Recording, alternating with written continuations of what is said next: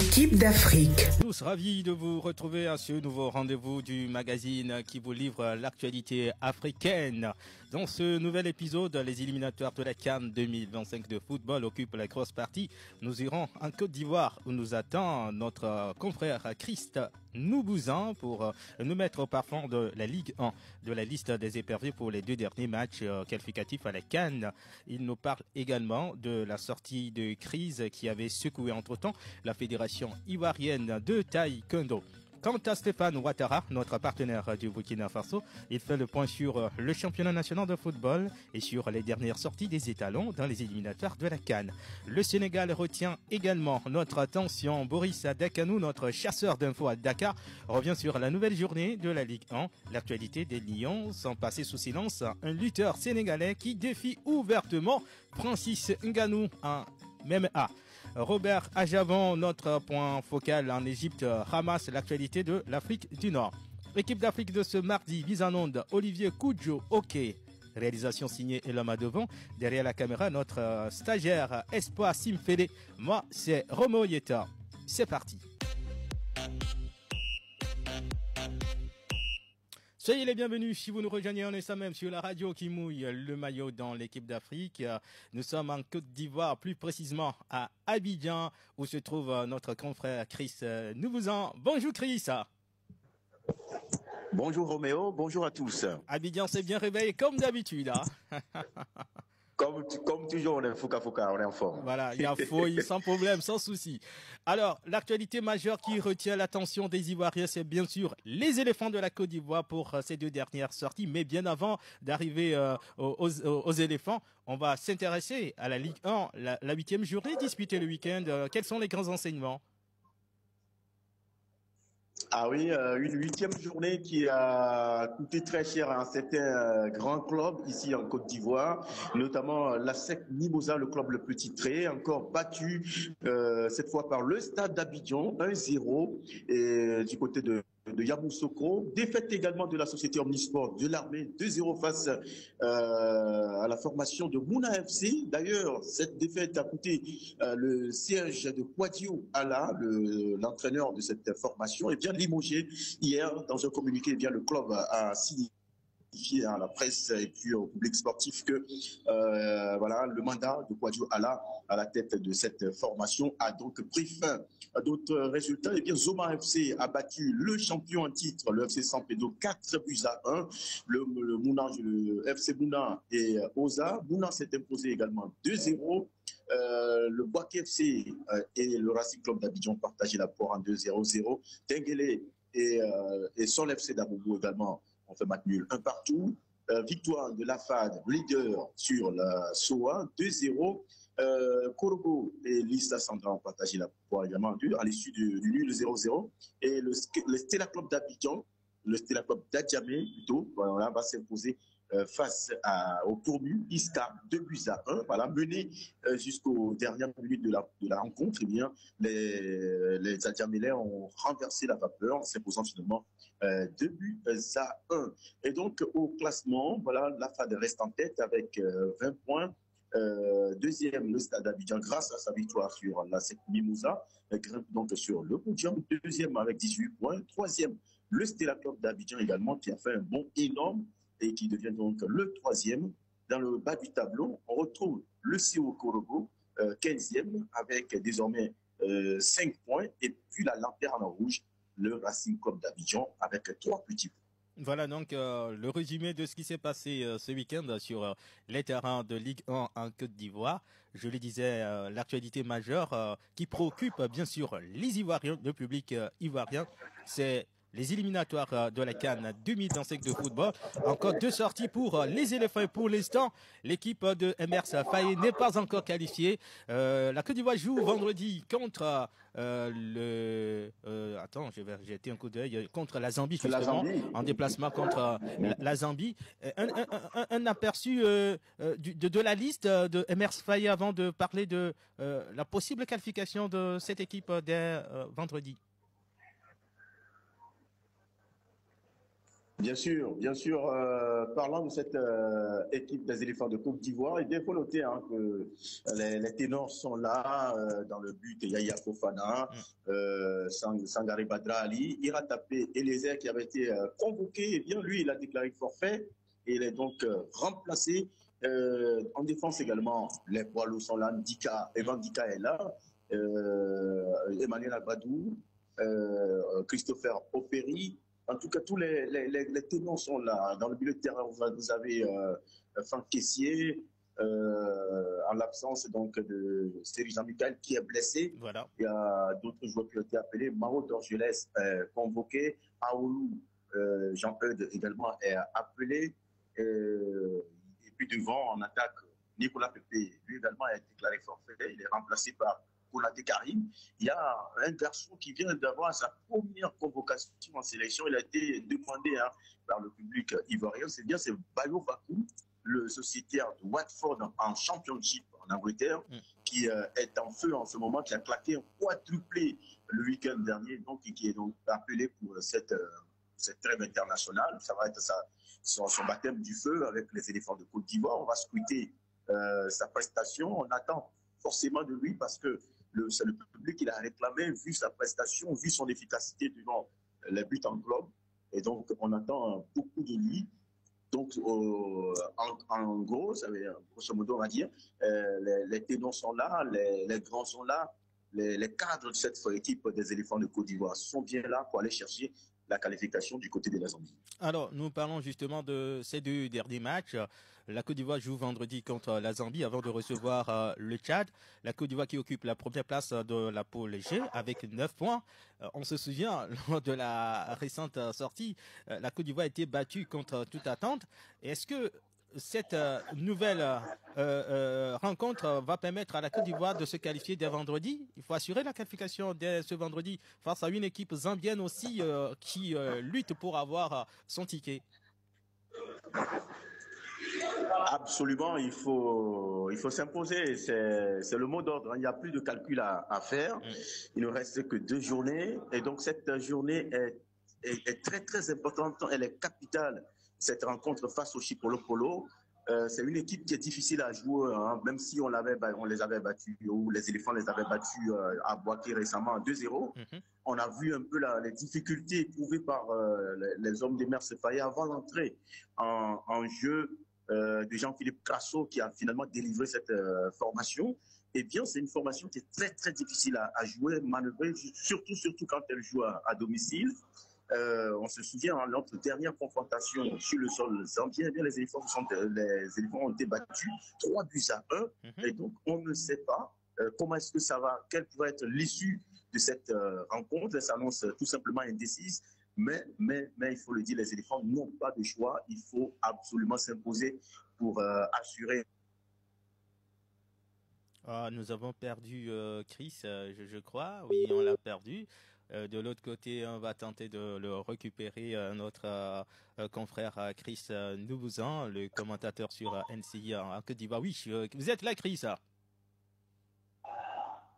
Je suis là. Allez-y, continuez. Il y avait eu une petite coupure due à un appel. Mais c'est pour dire que le match est capital pour les hommes des Mers Faye, parce que la pression est désormais sur les épaules des éléphants, parce que bien avant cette journée, les éléphants avaient toutes leurs cartes en main, ici du côté du Libéria, face à la Sierra Leone. Et Mers Faye a été pointé du doigt parce qu'il avait voulu faire un turnover. Il avait voulu donner la chance à d'autres joueurs, alors que l'équipe n'avait pas encore assuré véritablement sa qualification. Et on a vu ce but pris dans les derniers moments face donc au Sierra Leone, 1-0. Et donc la pression est énorme sur les éléphants de Côte d'Ivoire. Ils sont attendus face au Chipolo Polo. Ça s'annonce comme une mission herculienne, mais pas impossible pas pour impossible, les éléphants. Voilà. Pour les champions d'Afrique en titre. Ah, tout à fait. En confrontation directe, en 12 confrontations, la Zambie totalise que 7 victoires contre 4 pour les éléphants Ouais. et un résultat nul. Ça veut dire à quel point cette équipe est difficile à manœuvrer. D'accord. Là, la dernière actualité qu'on va évoquer avec vous, Chris, c'est bien sûr ce ouf de soulagement que peuvent pousser désormais les pratiquants de taekwondo en Côte d'Ivoire. La fédération a trouvé une issue à sa crise. Et surtout, le président Jean-Marc Yassé qui est rétabli dans ses droits. On le disait qu'il y avait une dissidence au sein de cette fédération ivoirienne de taekwondo, une partie de l'équipe dirigeante qui a fait front pour donc évincer le président légalement élu. Eh bien, l'affaire est arrivée devant les juridictions du pays et voilà, la délibération a été claire.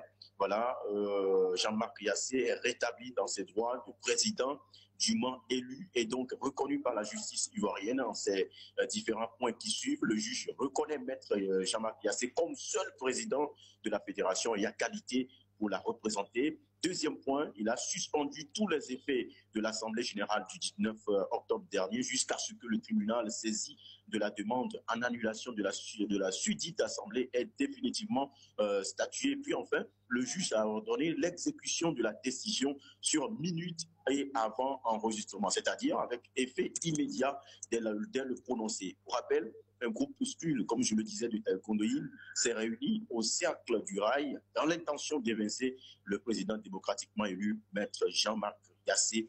Eh bien, finalement, il est rétabli dans ses droits et le calme est revenu au sein de cette famille de taekwondo.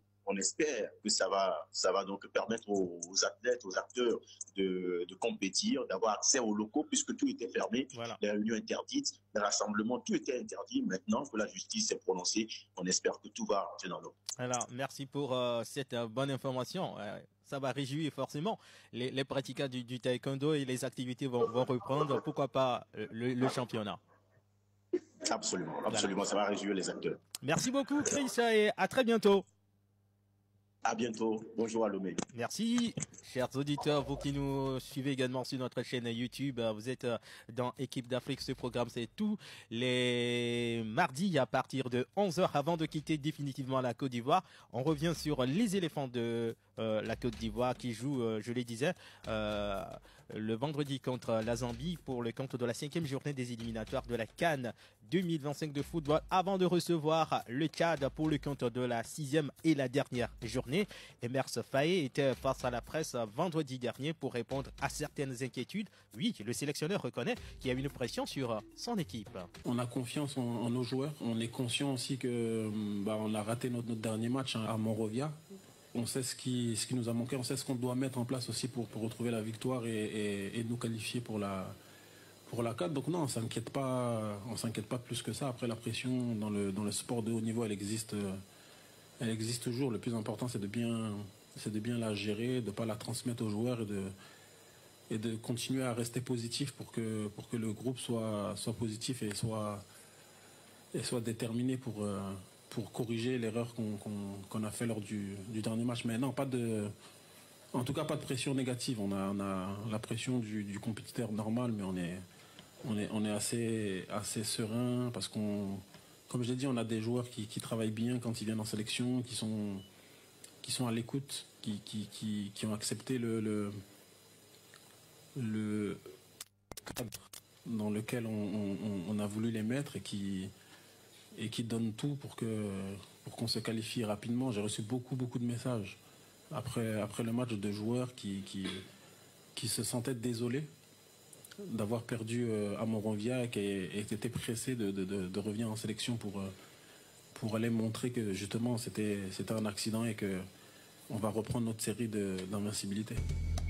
C'était le sélectionneur des éléphants de la Côte d'Ivoire, Hermès Faé, sur la situation de la Côte d'Ivoire qui occupe la première place de sa poule avec 9 points, suivi justement de la Zambie 7 points, la Sierra Leone 3e avec 4 points, puis le Tchad ferme la marche avec 2 unités. On quitte la Côte d'Ivoire, nous sommes cette fois-ci à Ouagadougou au Burkina Faso chez notre confrère Stéphane Ouattara. Bonjour Stéphane. Bonjour Roméo, bonjour à tous les auditeurs et à toutes les auditrices, bien évidemment, de la radio Sport FM du Togo. Alors, est-ce que vous arrivez à supporter un peu l'Armata qui vous dérange énormément là-bas? Ah bon, disons qu'aujourd'hui, les dieux de la nature sont un peu avec nous. C'est Ah, vrai que le vent, il sort, il souffle plutôt, mm, mais en fond sonore, pour l'instant, c'est pas encore fort. c'est ça. Donc, ça devrait pouvoir passer. Ça va, ça nous réjouit d'ailleurs. Alors, rapidement, on va parler de la Ligue 1 du championnat burkinabé de football de première division. Je pense Tout que à ça fait. a commencé en début de semaine et ça finit aujourd'hui ou demain? Ouais, c'est fini, disons, et hier. Ah, Hier, d'accord. le championnat burkinabé a commencé un peu plus tôt à cause Du match, hein. bon, pas un peu plus tard, je vais dire, Ouais, ça a commencé un peu plus tard à cause des élections ici. Donc, il y avait des programmations en milieu de semaine et en week-end afin de rattraper le retard que cela a causé. d'accord. Et donc, pour ce qui compte pour la 8e journée du championnat national de première division burkinabé, il faut dire que pour le choc au sommet de la capitale qui a eu lieu entre les deux clubs légendaires, Aswan Yelega et Fo, c'est l'Aswan Yelega qui a gagné sur le score de 1-0. Majestic a fait match nul face à Vitesse. Le tenant du titre, AS Douane, a fait un faux pas face à l'ASEC de Koudougou, 0 but partout entre les deux formations. Et Raymond FC a défait Salita sur le score de 3-1 à Bobo Dioulasso et Sporting. Et l'AS Sonabel ont fait match nul de 0 but partout. Le Real du Faso a défait Lusco sur le score de 2-1 et le RCK a été battu hier pour le compte du dernier match de la Ligue burkinabé comptant pour la 8e journée. Le RCK a été battu par l'USFA sur le score de 1 but à 0. Voici de façon générale ce qu'il faut retenir sur les résultats, ce qui concerne les résultats de cette 8e journée. Pour le classement, il faut noter que actuellement, c'est serré, cette Ligue burkinabé 2024-2025 est beaucoup serrée. Ouais. Et avec son match nul, l'AS Sonabel est toujours leader avec 16 points. Et l'ASFB qui a battu le RCB dans le derby Bobolin 1-0 est désormais co-leader avec 16 points également. Et l'Union sportive des forces armées USFA qui a gagné hier face au RCK est également co-leader avec 16 points. Donc, les trois premiers du championnat ont 16 points. Il s'agit de l'AS Sonabel, l'ASFB et de l'USFA. Maintenant, ça se joue au goal average. Et ensuite, le Raimo est quatrième avec 15 points. L'AS Douane est cinquième avec 14 points et le RCK est sixième avec 13 points. Donc, je vais venir un peu dans le bas du tableau pour Ouais. vous donner tout bien là-bas comme information. Maintenant, dans le bas du tableau, il faut noter que la Soigne, les gars, avec sa victoire 1-0, quitte la zone de rouge et monte un Relégation. peu avec 6 points. Voilà, justement, quitte la zone de relégation et actuellement est 13e avec 6 points. Salitas, le premier non relégable avec également 6 points, 14e. Et maintenant, dans le bas de tableau, on a Lusco de Banfora qui a 5 points et l'ASEC de Koudougou qui a 2 points. Et voilà ce qu'il faut noter de façon ramassée concernant le championnat national de football de première division du Burkina Faso. Voilà, forcément, les supporters de l'ASFAI et les gars attendent la remontée spectaculaire de cette équipe. En tout cas, je connais le centre de formation de l'ASFAI et les gars après avoir fait un petit tour en Côte d'Ivoire. Au Burkina Faso, j'allais dire. Voilà, là, nous allons nous intéresser à l'actualité des étalons. Déjà qualifié pour la phase finale de la prochaine Coupe d'Afrique des Nations qu'organise le Maroc en 2025. Le Burkina reçoit au Mali, le Sénégal pour le compte de la 5e journée. Les deux équipes sont déjà qualifiées, mais la mauvaise nouvelle pour les étalons, c'est cette cascade de blessures qu'on a constatée. Exactement. Les dieux du foot ne sont pas avec les étalons pour cette 5e et 6e journée des éliminatoires pour la CAN Maroc 2025. Après la blessure de Dango Ouattara avec Bournemouth, il y a eu 5 autres nouvelles blessés qui se sont ajoutées à la liste, notamment le capitaine Bertrand Traoré qui a performé même juste récemment et contre 20 avec l'Ajax où il a marqué malheureusement.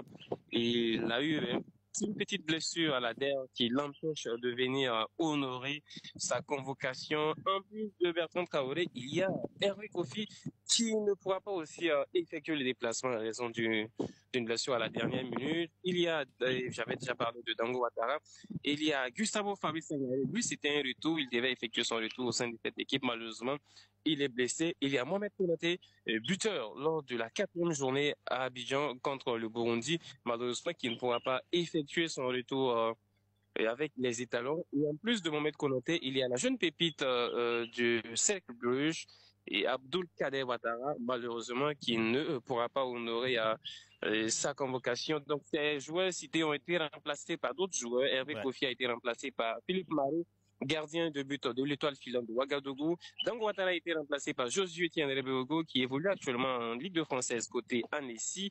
Il y a Bertrand Traoré qui a été remplacé par Régis Ndo, Lexios au Portugal, 2e division. Gustavo Sangaré a été remplacé par un joueur évoluant dans le championnat national burkinabé, Ridouano Maïga, à Esouane. Et Mohamed Konaté est remplacé par Clément Pitrapa à Esouane. Et Abdoul Kader Ouattara a été remplacé également par un joueur évoluant dans le championnat local burkinabé, en l'occurrence Blakis Ouattara de l'Étoile filante de Ouagadougou. Donc, de façon générale, voici ce qu'il faut noter concernant l'effectif l'équipe de Brahma Traoré pour cette confrontation contre le Sénégal qui va se jouer ce jeudi à 19h temps GMT au stade de 26 mars de Bamako. Alors, qu'est-ce qui se dit au niveau des étalons? Faut-il gagner ce match face à un adversaire qu'on connaît bien, le Sénégal? Déjà, vous savez, l'équipe burkinabé est en reconstruction et Brahma Traoré a traversé pas mal de difficultés avant de pouvoir mettre en place une équipe type. Et je pense que le déclencheur de sa victoire, de cette bonne série des étalons, c'est surtout le match nul qu'on a eu lors de la première journée contre les Sénégal. Et après ça, s'en est suivi la victoire 3-1 contre le Malawi et puis ces 2 victoires récentes contre le Burundi, 4-1 puis 2-0. Donc ici au sein au Burkina Faso, l'objectif c'est de continuer sur cette belle dynamique et puis aussi la priorité c'est de faire un très bon résultat pour lancer un message fort aux futurs adversaires du Burkina. Voilà. Et c'est surtout ça. L'objectif aussi, c'est de faire un bon résultat pour lancer un message fort à nos futurs potentiels adversaires durant la Coupe d'Afrique des Nations. Voilà, qu'organise le Maroc. La précédente, on n'a pas été trop vu, donc on est sorti en 8e. Et l'objectif, en tout cas, c'est de mieux faire. Et pour mieux faire, il faut commencer par lancer un message fort à nos futurs adversaires. Et donc, cela commence par ce match face au Sénégal, où il faut faire mieux que le match précédent. Pourquoi pas une victoire, ou à défaut, faire un match nul. Voilà. Merci beaucoup Stéphane Ouattara pour toutes ces informations. Nous vous souhaitons un excellent moment et on se retrouve mardi prochain pour faire un point général sur cette nouvelle sortie des étalons du Burkina Faso. Déjà qualifiés, on le rappelle, déjà qualifiés pour la phase finale. La première équipe d'ailleurs à se qualifier sur le continent. Merci Stéphane et à très vite. Merci Roméo et le plaisir est partagé. Chers auditeurs, vous restez avec nous sur la radio qui mouille le maillot dans le groupe du Burkina. Eh bien, le Sénégal qui est en déplacement, qui joue au Mali contre le Burkina. Le Malawi reçoit le Burundi. Et puis, voilà donc ce qu'il faut retenir lors de la dernière journée. Le Burkina joue contre le Malawi et le Sénégal sera face au Burundi. Chers auditeurs, nous allons quitter le Burkina. On se dirige vers le Sénégal où se trouve notre confrère Boris Adakanou à Dakar. Bonjour Boris. Bonjour Roméo. Ça va bien à Dakar? Wow, ça va très bien. Ah d'accord, mais je vais essayer d'apprendre à parler le Wolof. Ça c'est important. J'adore cette dialecte. Ouais, il faut le faire. C'est très très important. Roméo. Allez, je vais aller à ton école. Alors, Boris, l'actualité d'abord, c'est bien sûr la 4e journée de la Ligue 1 sénégalaise. Que doit-on retenir après cette nouvelle journée? Roméo, les 16 clubs ont disputé effectivement la 4e journée de la Ligue 1 sénégalaise ce week-end. Déjà samedi, Dakar, Sacré-Cœur et Casa Sport se sont séparés sur un score nul et vierge, 0-0 donc. Djamono Fatigue courbe les chines une fois de plus cette saison. Après 2 nuls lors des 2 premières journées et la défaite lors de la 3e, l'équipe de Fatigue perd 0 but contre 1 contre Walidan, qui enchaîne de son côté une seconde victoire. Tungut signe sa 3e victoire de la saison contre l'Enguer de Saint-Louis, 2 buts à 1. Dimanche, l'association sportive et culturelle des HLM et l'USM Wakam font nul, 1 but partout. Même score entre Giraffe et la Gel de Rufisque. Toujours dimanche, l'ASC Sonacos mord la poussière contre l'Union sportive de Gorée, 1-0. L'AS Pikine gagne enfin cette saison, en tout cas opposé à Oslo Football Academy. Le club de la banlieue de Dakar s'est imposé sur la plus petite des marques, tout simplement 1-0. Enfin, l'Académie Génération Foot partage le point de cette journée avec Guédiawaye FC. 1 but partout au terme des 90 minutes. Le classement au terme de cette 4e journée, rapidement, Tungut, 10 points, hein, donc chip la première place à Giraffe qui compte 8 points. L'US Gorée avec 7 points se classe 3e, avec 7 points également. Walidan et l'ASC HLM se classent respectivement 4e et 5e. Directement dans la zone rouge, on retrouve l'ASC Sonacos, 15e avec 2 points. Et Lenguer, bon dernier du classement avec 2 points. Il faut signaler, Roméo, que le classement est très très serré au terme de cette 4e journée. Voilà, donc c'est serré au niveau de la Ligue 1 au Sénégal. Entre le premier et le deuxième, il n'y a que 2 points. Le 3e qui a 7 points, donc est à 3 points du leader Tungut. Je crois que ça va être ainsi jusqu'à la fin de cette nouvelle saison. Ouais, apparemment, hein, ça va être chaud, il faut le dire.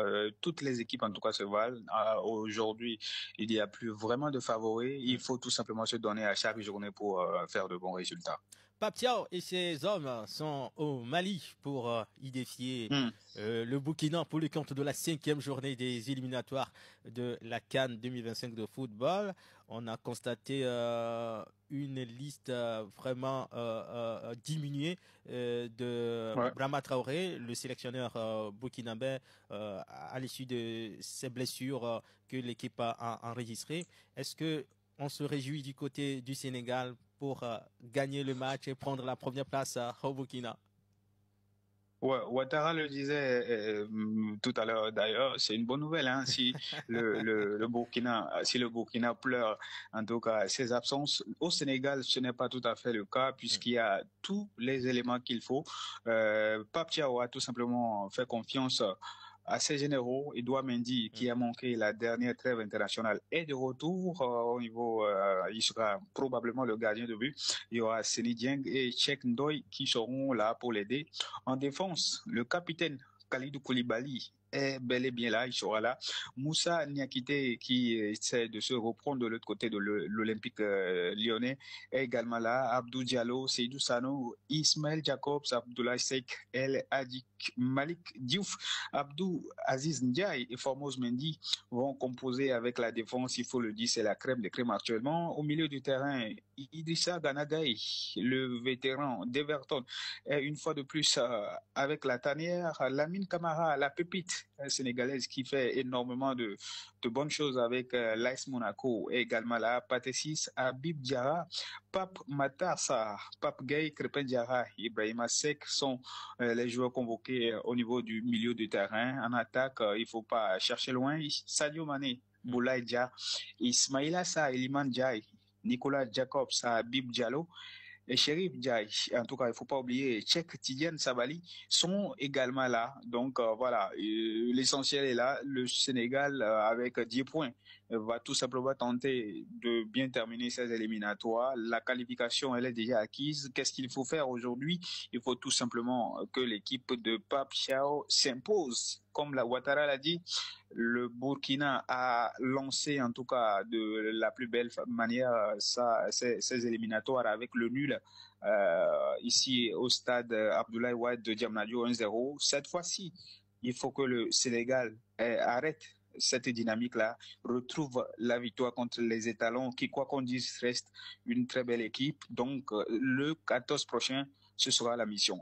L'autre sujet phare également, c'est l'absence de quelques joueurs dans cette liste Ouais. qui a fait couler pas mal d'encre ici. Il y a eu quelques critiques aujourd'hui. Il y a beaucoup de joueurs. Noah Fadiga par exemple qui est en train de faire une très bonne chose du côté de la Gantoise en Belgique, qui n'a pas été sélectionné par Pape Thiaw. Beaucoup de Sénégalais n'ont pas du tout aimé cette absence-là, puisqu'on est déjà qualifié. Ils se disent pourquoi ne pas tourner, pourquoi ne pas faire appel à ces pépites-là. Moussa Ndia également, qui est un U17 qui n'a pas, en tout cas, qui n'a pas été convoqué, alors qu'il fait une très bonne chose avec Anderlecht, toujours en Belgique, qui n'est pas là. Ça fait beaucoup grincer les dents. Et pour les deux autres qui n'ont pas été convoqués, qui sont les grands absents, il y a Papa Amadou Diallo, qui est un talentueux allié du côté du FC Metz, le joueur de 22 ans. Fait de très bonnes choses avec la formation française. Et puis Michael Faye, le joueur qui a failli s'imposer du côté du FC Barcelone, mais qui reprend la forme avec le Stade Rennais en France, en Ligue 1. Il n'a pas été également convoqué par Pape Thiaw, et ces absences, ces quatre noms-là font en tout cas quelques bruits, mais bon, l'essentiel, quand il y a Sadio Mané, il y a Khalidou Koulibaly et il y a Pape Matassa, ça va. Oui, ça va, on ne parle pas trop. Mais est-ce que c'est la raison pour laquelle Pape Thiaw n'avait pas animé une conférence de presse pour présenter sa liste? Non, il faut dire que c'est un choix de la FSF, ce n'est pas vraiment cela.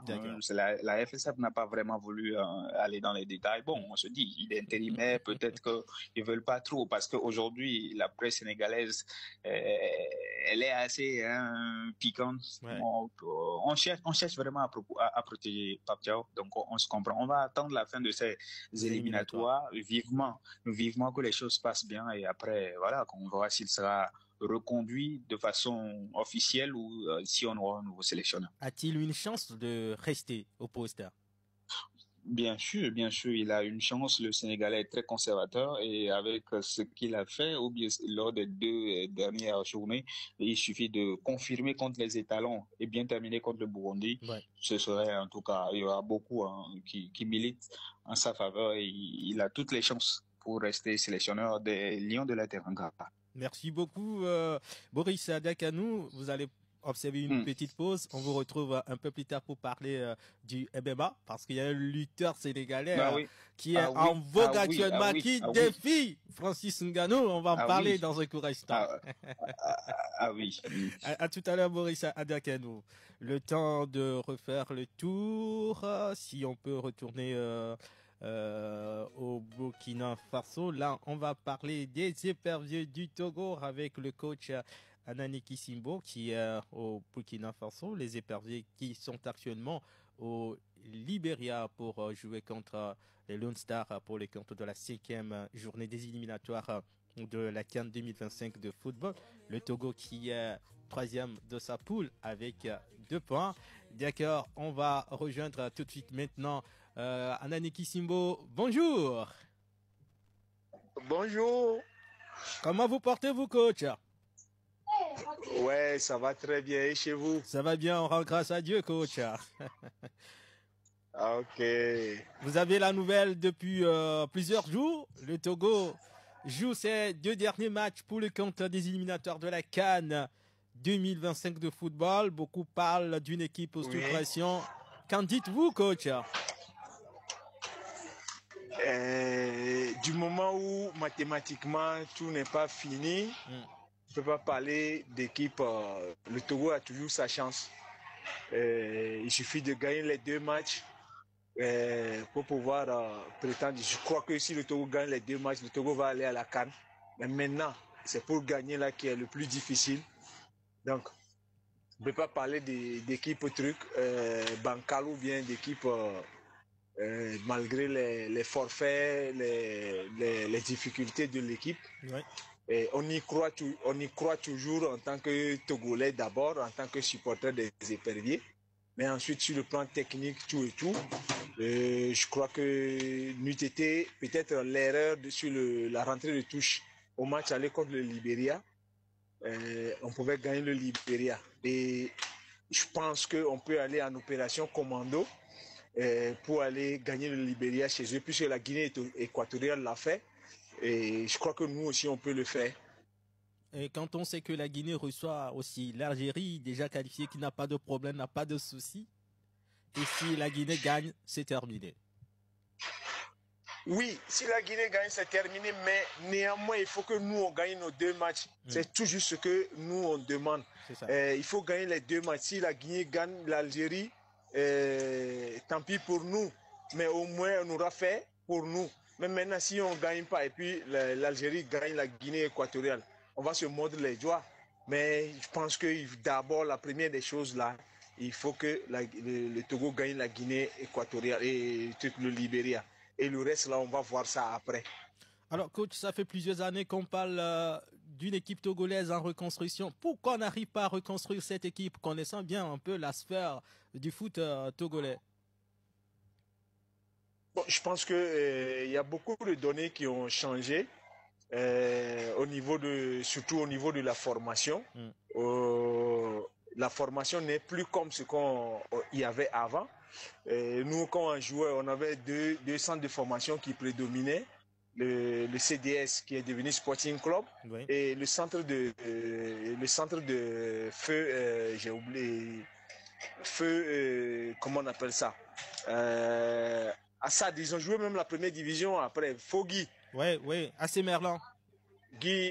AC Merlan, le centre de AC Merlan, c'est les 2 centres. À côté, il y avait les enfants de Adoué,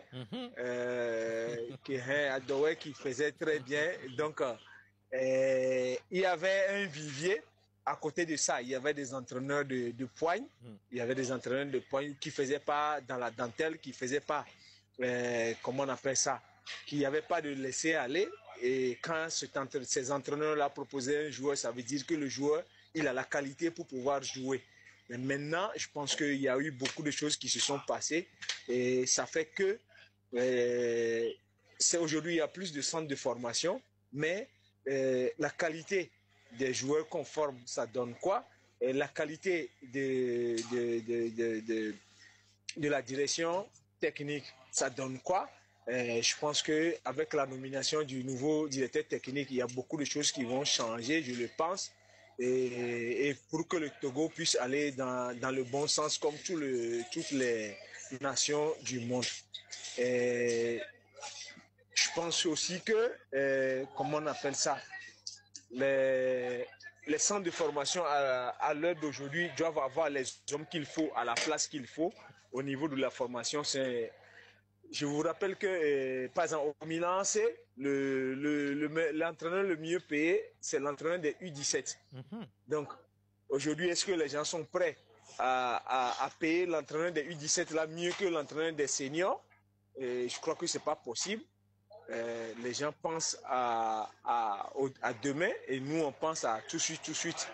Mais il y a toujours de l'espoir avec la nomination du nouveau directeur technique. Je pense que ça va aller dans le bon sens. Alors, coach, peut-être un mot sur les 2 derniers matchs des éperviers. Vous l'avez dit que l'essentiel, c'est de gagner ces matchs. Est-ce que ça va être chose facile pour ces garçons? Oui, ça ne va pas être facile. Puisque je pense que même lors du dernier match, moi, c'est l'esprit de combativité, l'esprit de la gagne là, qu'il faut inculquer à ces joueurs, à ces jeunes, pour qu'ils puissent savoir que aujourd'hui, pour ces 2 matchs-là, même si on doit aller à genoux, il faut gagner coûte que coûte ces matchs-là. Et je pense que c'est l'esprit qu'on doit inculquer à ces jeunes-là, à ces jeunes joueurs, pour qu'ils puissent, et même si il faut dégager le ballon par n'importe quel moyen, il faut gagner les 2 matchs. Et le reste là, on va voir ça après par rapport au contenu, par rapport à la qualité du jeu, tout. L'essentiel actuellement, c'est de gagner le Libéria et de gagner la Guinée équatoriale. C'est tout juste ça. Et c'est tout juste ça. Et pour gagner, il faut des couilles, il faut des hommes pour pouvoir gagner le Libéria et puis la Guinée équatoriale. Il faut des conquérants. Il faut des hommes, comme on le dit, et pour pouvoir aller gagner le Libéria à domicile. Et je le dis encore, la Guinée équatoriale, que je n'ai pas trouvé si extraordinaire quand ils ont joué contre le Togo.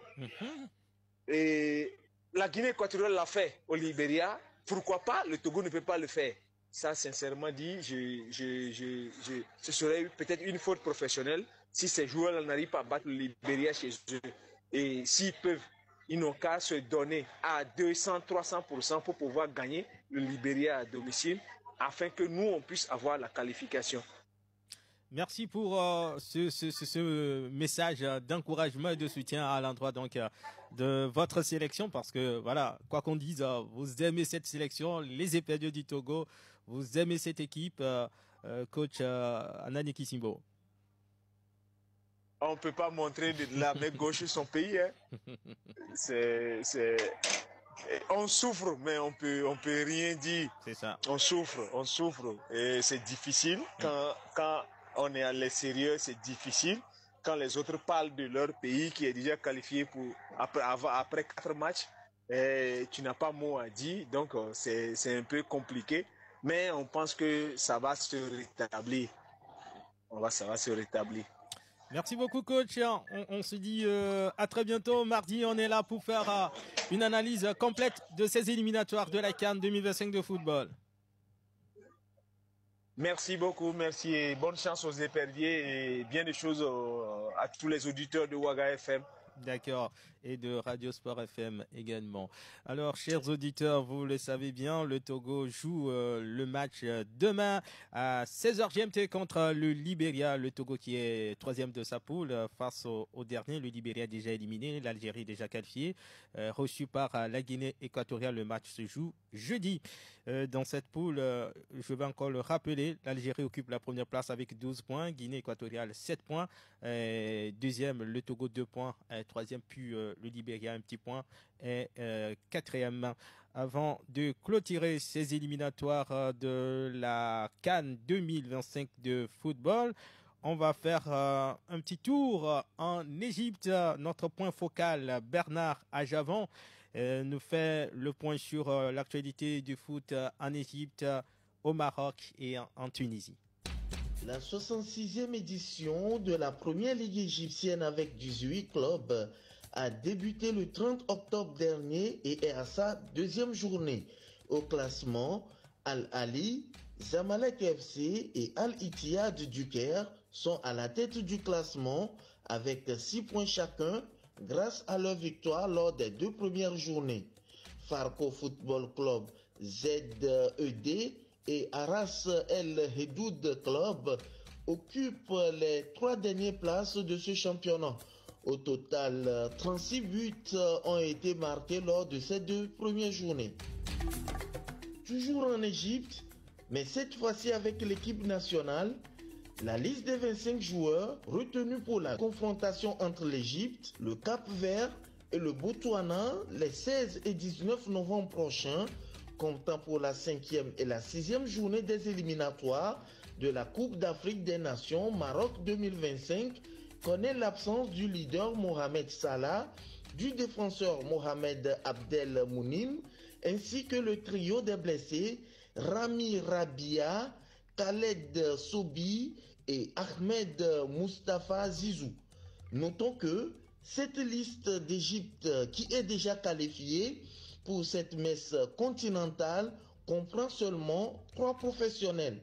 C'est l'occasion ici pour le sélectionneur Hossam Hassan de faire tourner l'effectif du groupe et de donner la chance aux joueurs locaux de s'exprimer. Pour le compte de la 5e et la 6e journée des éliminatoires de la Coupe d'Afrique des Nations, Walid, le sélectionneur de l'équipe nationale marocaine, a aussi de son côté dévoilé une liste de 26 joueurs pour affronter le Gabon le 15 novembre à Franceville et le Lesotho le 18 novembre au stade d'honneur d'Oujida. C'est le lieu ici de rappeler que le Maroc aussi est déjà qualifié avant ces 2 dernières journées. L'équipe d'Afrique pose cette fois-ci sa valise footballistique en Ligue Pro 1 tunisienne qui est à sa 8e journée. Zarzis est en tête de ce championnat avec 19 points, suivi du club africain 18 points et de l'Olympique Béja 17 points. CA Bizertin occupe l'avant-dernier de ce championnat avec 4 points et US Tataoun dernier avec 3 points. Une note en lien avec l'équipe nationale. L'équipe nationale tunisienne se déplacera pour la 5e journée en Madagascar le 14 novembre. Une victoire de la Tunisie est synonyme d'une qualification directe avant la 6e et dernière journée qui se jouera contre la Gambie le 18 novembre en Tunisie. Bernard Ajavon du Caire pour l'équipe d'Afrique. Merci Bénard, on se retrouve mardi prochain. On va enchaîner tout de suite, mais on change de discipline. On va parler du basket et du karaté. Grégoire Attignon, vous commencez avec la Basketball Africa League. Le Stade malien a décroché le premier billet pour la saison 2025 de Basketball African League en battant Kadi Sport Academy 80-59 samedi à Abidjan. Il s'agit de la 5e victoire consécutive des champions maliens cette saison avant d'affronter le vainqueur de la deuxième demi-finale entre Al-Ali Tripoli Sport et ABC Fighters pour déterminer le vainqueur de la division ouest de la Road to BIL 2025. Il n'y avait que 2 scénarios possibles pour le Stade malien et KSC gagner et se qualifier pour le BIL ou perdre et voir son rêve de BIL 2025 s'achever. Le sentiment d'urgence du Stade malien pendant la majeure partie du match s'est avéré être la plus grande différence entre les deux équipes. Les Léopards moins de 23 ans de basketball sur fauteuil obtiennent leur qualification pour la finale de la Coupe d'Afrique des Nations programmée en Libye au mois de janvier de l'année prochaine. Une qualification moins brillante et avec un goût amer du fait d'avoir été acquise sans gagner le moindre match durant les préliminaires joués à domicile au gymnase jumelé du Stade des Martyrs en novembre 2024. En ce dernier jour de compétition, les Léopards ont encore mordu la poussière face aux Fauves de Baoubangui 31-41, soit 10 points d'écart séparent les deux sélections. 2 défaites en 2 matchs pour les Congolais, du moins se qualifier. S'il faut espérer une bonne participation, lors de cette CAN 2025, les Léopards doivent avoir des dents bien aiguisées afin d'être beaucoup plus dangereux. Dans le but de promouvoir la paix, la 4e édition du tournoi d'amitié des Grands Lacs Tagle 4 a été organisée au Kivu International School à Goma, chef-lieu de la province du Nord Kivu en République démocratique du Congo. Ce tournoi réunit environ 10 nations telles que l'Angola, le Burundi, l'Ouganda, le Kenya, la Tanzanie, la République centrafricaine, le Congo, la Zambie, le Tchad, y compris la RDC, l'hôte. Cette dernière possède un effectif composé à 65% des léopards de la zone est du pays. Pour la RDC, l'objectif est de rafler la coupe détenue présentement par le Cameroun. Un objectif dévoilé par le président de la fédération Karaté Do du Congo, Fetako Freddy La Combo, au cours d'une conférence de presse intervenue la veille du lancement de la 4e édition. Les chevaliers de la plume ont été informés de l'inscription par l'Union des fédérations africaines de karaté de ce tournoi sur la liste des compétitions annuelles en présence du secrétaire général de l'instance continentale Madani Ba. D'ailleurs, pour montrer toute l'importance qu'elle accorde à ce tournoi, l'UFAC a mis à la disposition du TAGL édition 2024 3 experts internationaux pour former les arbitres afin de devenir continentaux. Merci à vous, Grégoire Attignon. Et là, on retourne au Sénégal, chez Boris Adakanou. Je le disais entre-temps, il y a un lutteur sénégalais qui s'invite dans le MMA et qui défie ouvertement, attention, le monstre Francis Ngannou pour un combat sur le continent. Boris, alors racontez-nous cette histoire-là. C'est quoi au juste? Allô? Oui, Boris, vous êtes là? Oui, je suis là. Voilà, nous parlons de ce lutteur sénégalais qui vient d'arriver dans le MMA, qui frappe très très fort, et qui veut combattre Francis Ngannou. Ah oui, en tout cas, depuis le week-end, le Sénégal, en tout cas le drapeau du Sénégal est haut, et dans le monde entier, notamment en Asie. Omar Kane, qu'on connaît beaucoup plus sous le pseudo de Rug Rug, a créé l'exploit en battant Anatoly Malikin, un triple champion du One Championship en MMA entre samedi et dimanche avec en tout cas beaucoup de caractère, ce lutteur sénégalais qu'on connaît beaucoup plus ici, qui est très populaire avec ses victoires dans l'arène ici, a réussi carrément sa transition en MMA. Après 7 combats, le gars aujourd'hui est champion des poids lourds. One Championship, l'une des organisations, en tout cas bien connues de MMA dans le monde entier. Aujourd'hui, il faut le dire, c'est une victoire qui a fait beaucoup de bien aux Sénégalais. Le président Bassirou Diomaye Faye a quand même félicité le natif de Thiaroye qui devient aujourd'hui le premier Sénégalais à devenir champion du monde en MMA. Aujourd'hui, il faut le dire, il a un bilan de 7-1, 7 victoires, une défaite. Oumar Kane, un combattant féroce, il est solide. Si vous voyez ses cascades, ses vidéos, ses coupures sur les réseaux sociaux, ses entraînements, il faut tout simplement dire, il est monstrueux. Et après cette victoire, il a osé défier Francis Ngannou, le Predator, quelqu'un qui a quand même voilà. Et ça fait jaser énormément. Ça fait jaser énormément parce qu'aujourd'hui, Francis Ngannou, qui a déjà été champion à l'UFC, la plus grande organisation de MMA au monde entier, et aujourd'hui a fait une transition réussie tout simplement au niveau du PFL, en gagnant, en battant le colosse Renan Ferreira et décroche aujourd'hui l'autre champion des poids lourds du PFL.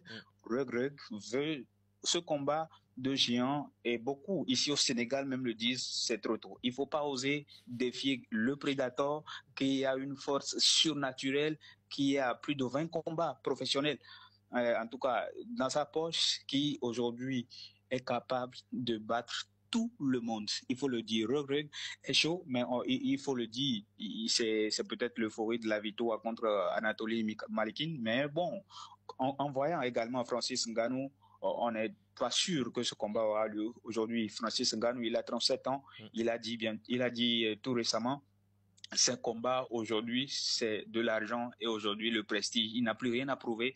Par contre, Reug veut prouver au monde entier qu'il est fort, qu'il peut tout simplement continuer, pas battre les meilleurs. On attend peut-être de voir si ce combat de géant aura lieu dans les prochains mois. En tout cas, le Sénégal est derrière son athlète, quoi qu'on dise. Tout simplement. Aujourd'hui, il faut le dire, Reug donne beaucoup plus d'espoir aux Sénégalais. Il motive beaucoup de Sénégalais parce qu'en lutte, aujourd'hui, le Sénégal est reconnu comme le pays spécialisé. Ouais. Et on se dit, avec cette victoire, quand on aura beaucoup plus de Sénégalais au MMA, on aura beaucoup plus de champions. C'est ce que les Sénégalais disent. En tout cas, on attend. On verra dans les prochains mois. Merci beaucoup. En tout cas, nous ne sommes pas encore prêts pour ça. Donc, on va patienter un peu. C'est mieux. Merci beaucoup. Merci, Boris. Excellent moment, mon frère, depuis Dakar, chers auditeurs.